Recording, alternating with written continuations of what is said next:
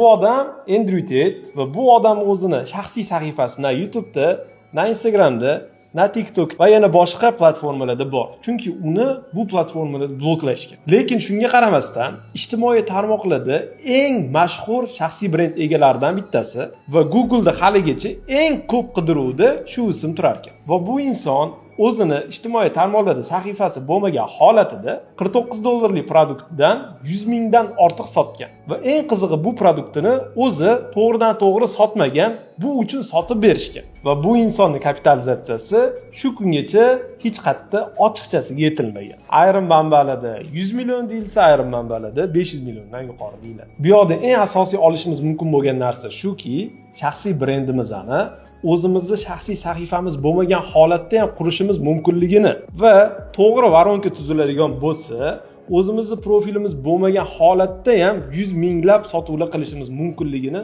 tushunishimiz mumkin. Agar siz ham to'g'ri strategiya orqali o'zingizni shaxsiy brendingizni quradigan bo'lsangiz, hozirgi kunda bor xizmatingiz yoki mahsulotingizni ijtimoiy tarmoqlar orqali birinchi 1000 ta obunachingiz bilan ham sotuvlarni amalga oshirib boshlashingiz mumkin. Qanaqa qilaman buni, nima qilaman desangiz, 1 soatlik katta video darsi tayyorlab qo'yganman. Tayyor YouTube kanalimda turibdi, bepul. Linkini olish uchun kommentariyada 1000 sonini yozib qoldirsangiz, direktingizga avtomatik tashlab qo'yamiz. Faqat obuna bo'lgan bo'lishingiz kerak. Ma'lumot foydali bo'lgan bo'lsa, like esdan chiqmasin.